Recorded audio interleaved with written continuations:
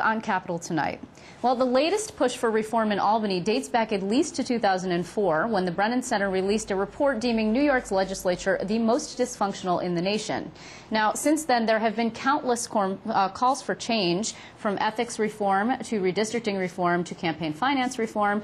And today, Democratic State Senator Liz Krueger weighed in again, calling for the elimination of stipends known as Lulus.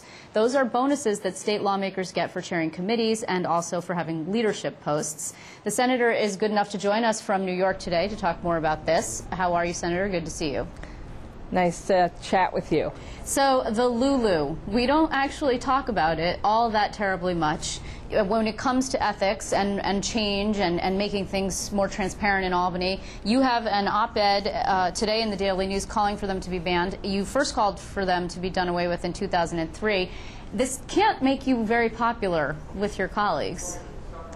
Well, that's true. It's been pointed out to me year after year that calling for us to end the practice of providing leadership-driven Lulus may not make me the most popular kid on the block, which is okay because I didn't really run for office, nor do I try to represent my constituents based on my popularity level in Albany. Right. Well, part of the problem is that, as your colleague Eric Adams once so famously pointed out on the floor of the Senate, that $79,500 is the entry-level salary for lawmakers, and the Lulu and the stipend, if you will, actually goes a long way to making that larger. There hasn't been a raise since 1999. Do you think that if you did away with them, would you be in favor of increasing legislative salaries across the board so you couldn't have this problem where leaders controlled people based on how much extra cash they got? Well, thank you, because that's really the point here. I don't want to be in a position, and don't think any of my colleagues should be in the position, where they have to face the question of if they don't do something their leader likes, their salary can be cut. Sure. Or if they do something their leader likes, their salary can be increased.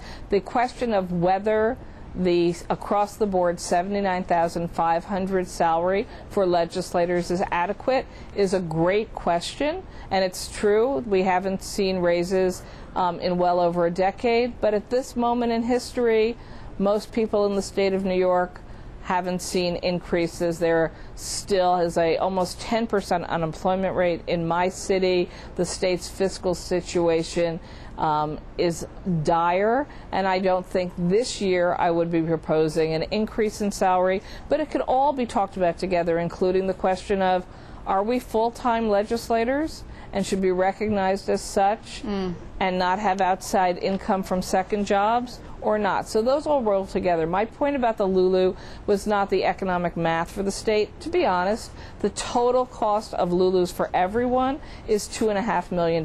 Sure. We're not saving any state problems by cutting out the $2.5 million.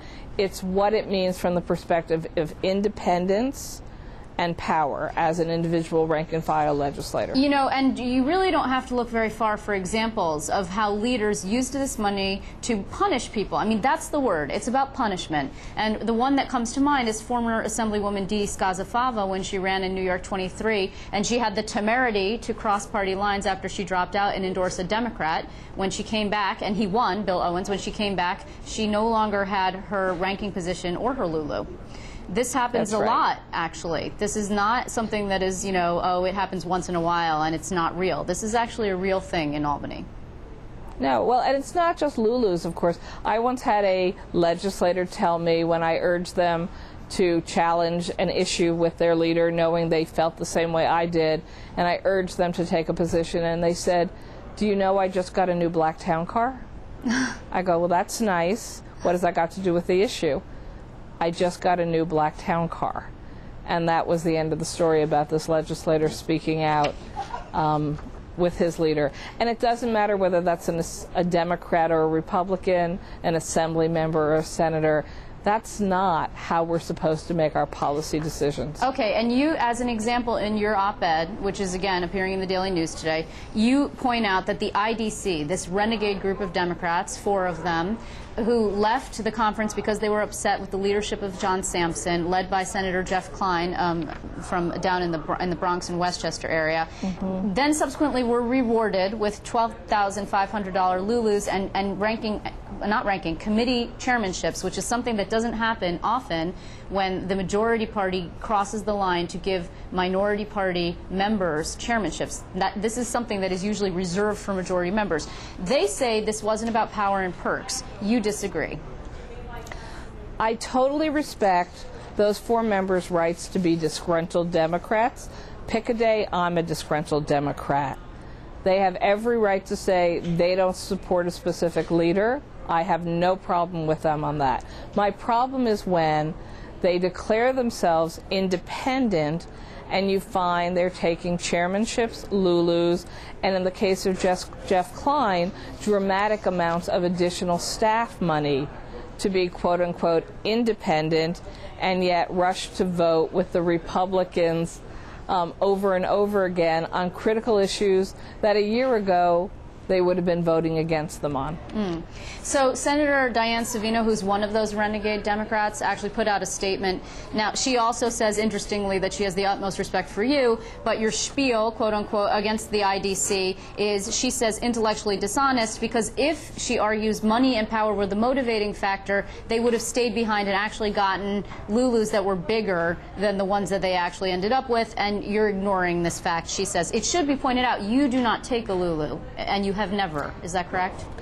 I have never taken a Lulu. I have been calling for us to end the practice of anyone taking Lulus since 2003. And remember, I just got into the Senate halfway through 2002. Look, Dianne Savino is a friend of mine, and I respect her. We don't agree on this. And in fact, while the article today was about the most recent example of problem with Lulus, again, the independent Democratic caucus, quote unquote, taking large sums of additional staff money from the Republicans flies in the face of the argument that they took any hit at all by jumping over, because in fact, if they had remained disgruntled Democrats within the Democratic conference, they would be seeing far less than they're currently receiving in a combination of staff and Lulus and titles. Okay, just in parting, though, I mean, she does make a point, which is to say she says that the IDC wishes you luck with the legislative agenda and doesn't believe that you'll get much traction. 2 points here. One, you've been pushing this since '03 and it hasn't gone anywhere. 2, you're in the minority, and the likelihood of the Republicans giving up the spoils of war, if you will, is pretty low.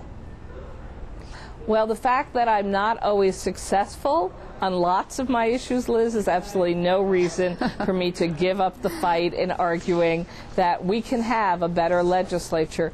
The vast majority of state legislatures and the U.S. Congress have no model of Lulus.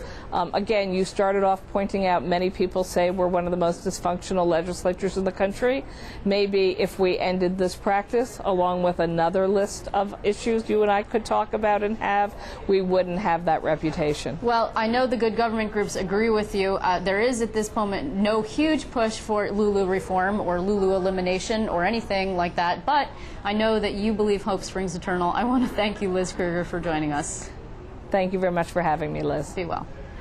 Bye.